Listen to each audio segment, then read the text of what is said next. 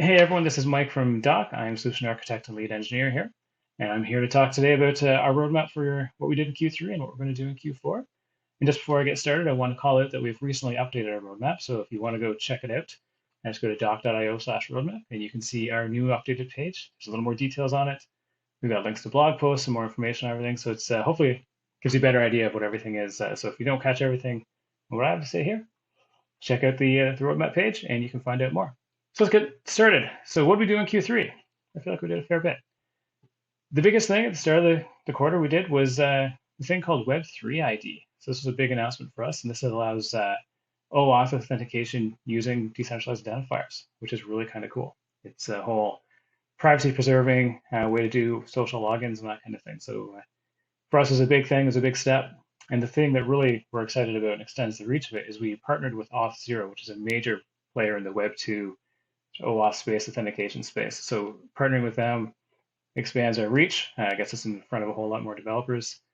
And again, it helps with driving privacy into authentication and login sort of scenarios. So definitely, if you're interested in those sort of things, please check it out. The next big milestone after Web3 ID and Auth0 was we're working on multi-key support with their decentralized identifiers. So decentralized identifiers, there's a whole definition of what they can be. Uh, our initial implementation of a did doc only had a single set of key pairs in it. So you can only have one key, one public, one private key, which is limited. Obviously, it met the spec, but it wasn't quite enough. So now we've added multi-key support. So this allows you to have multiple different key pairs on your associated with your identifier, which you can use in different scenarios. Like if you want to just use a particular key once and never use it again, so no one can sort of correlate it or use it for something else, you can do that. If you feel someone's compromised one of your keys, you can rotate your key. Again, makes it all more secure. There's a lot more flexibility with your identifier as we go forward. So that was a big step, and that support was originally done on our blockchain side, and we're still working on pulling that all the way through the APIs and the front end. And then next, on the wallet side, one of our big things was we brought identity management into the wallet. So this is being able to control your decentralized identifiers within the wallet app. So you can import, you can export, you can create new ones directly within the app. Right now, we support two different DID standards. We support obviously DID doc, but also a DID key. So you've got your choices there, which one you want to do. So that was a big milestone on it. And along with that, we started working on basic verification flows on the wallet as well. So in the wallet right now, you can actually create a presentation, which allows you to choose which credential to present. Right now, the only way to get into that is via a demo app that we've built. If you're curious about that, reach out to us and we'll send you a link for the demo app, which allows you to initiate the verification flow using a QR code to scan. So you scan the QR code on the demo app and it says, hey, I'm looking for, in this case, it's a proof of an employment credential that we provide to you.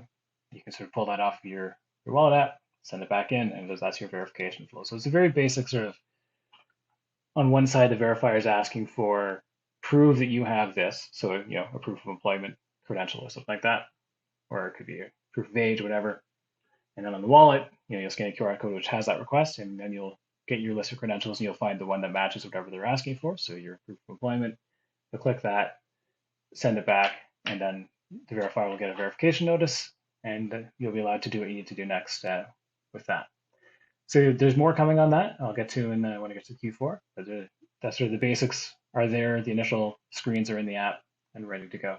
So that's a good step for us in getting that verification piece started. And then switching to the blockchain side, obviously Ethereum Bridge is a big thing we've been talking about for a long time. We did get the proof of work testnet launched, and then of course the Ethereum merge happened. So through some of that out. So we're kind of starting over with a proof of stake at the moment. We're also working on security audits for all of that work, which is proving to take a little bit longer to find auditors, and availability has been very tied up. So that will be coming, as you'll see in the next few quarters. We will get the proof of stake launch out, and then we'll get it to mainnet, hopefully the start of next year. So we'll keep you updated on how that one's going. And then another blockchain piece is something called CIRCOM, or domain-specific languages. So this is related to the anonymous credentials work we did in the blockchain, probably about a year ago. We did all that work. And what this allows us to do is for someone who's requesting a verification, they can request very specific proofs. So they can say, I want you to prove that someone's age is between or over the age of 19 or the age of 21 or whatever the case may be.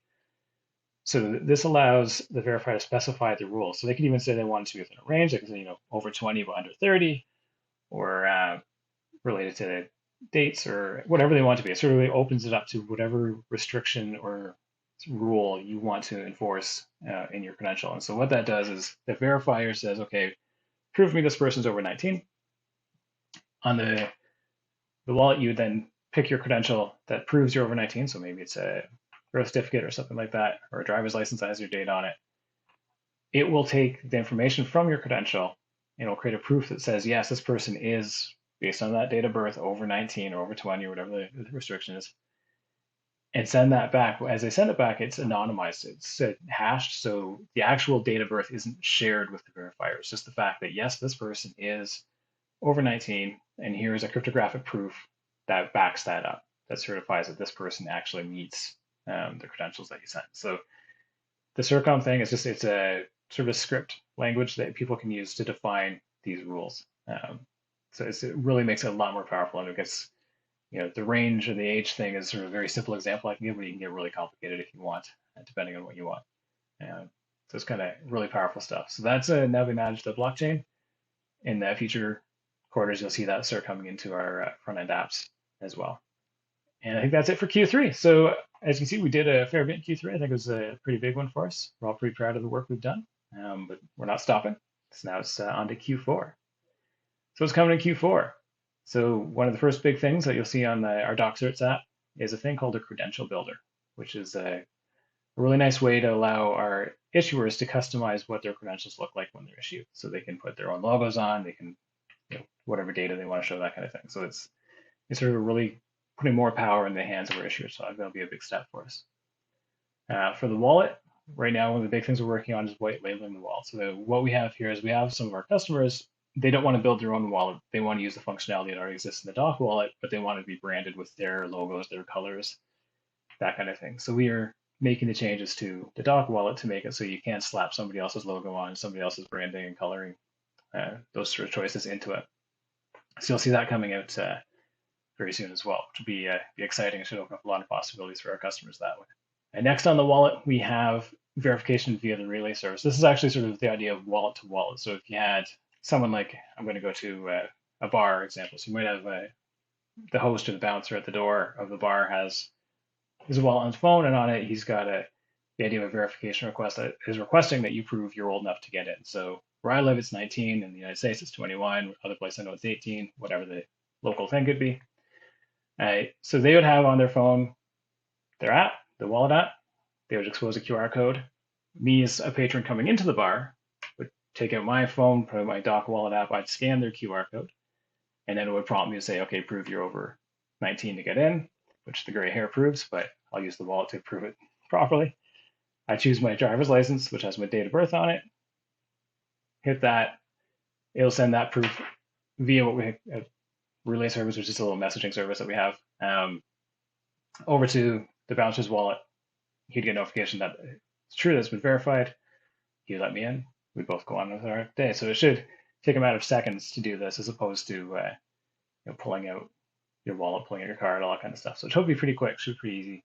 So that should be pretty good. And then the next thing we have on the blockchain is EVM to blockchain communication. So with our blockchain that we have, the Doc blockchain, we've had EVM support forever. So running smart contracts, that kind of thing. But the smart contracts didn't actually have direct access to the data that was on the Doc blockchain.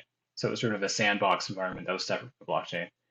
What we've added now is those smart contracts can access actual data on the Doc blockchain. So it's sort of finishing the connection between the two, and it makes the utility of smart contracts on our blockchain much more powerful because I have access to the credentials and DIDs and stuff that are already stored on the blockchain. And then the last couple of things we have are catching in the front end apps. So the API and the wallet, catching them up with some stuff that the blockchain has been supporting for a while. So that's anonymous credentials and delegatable credentials. So anonymous credentials we've been over a little bit before. And this is, like I said earlier, the ability to prove something about yourself using your credentials without revealing the details. So that's showing that, yes, I am over 19, but you don't need to know what year I was born, that kind of thing. Or sharing just the fact that I'm over 19 without sharing that I live in a certain country or a certain city or anything like that. You don't need to share any more details than required. So it's really, really powerful on selective disclosure and limiting how much private data you share. So that's pretty cool. So that we'll be bringing into Doc Certs and bringing it into our wallet, which again will just improve the functionality that we have there and make them much more powerful and usable for everybody. Delegatable credentials, the other one that I mentioned, is this is the concept of a lot of places, governments will set rules about certain things, like you have to have a certain certification to be able to operate heavy machinery or whatever it might be. But they aren't the ones who actually run the test centers. They'll actually outsource to private testing companies to do the actual testing and to issue the actual credentials to the person that, yes, you can operate heavy machinery. So to do that, the government would issue a delegatable credential to the testing center. And then the testing center, whenever they go to issue a credential to someone, a license to someone, they would bundle with their own credential along with the government's delegated credential as well, just to show that we have the authority to issue this credential on behalf of the government. So that's sort of the use case of delegatable credentials. So we'll be looking at bringing that as well into doc certs and into the wallet. So you'll see that coming as well in the next few months. So yeah, that's all we have for Q4. I think there's a fair bit there. We're going to be busy, but there's a lot of exciting stuff there, and I'm looking forward to it. Hope you are too. Thanks.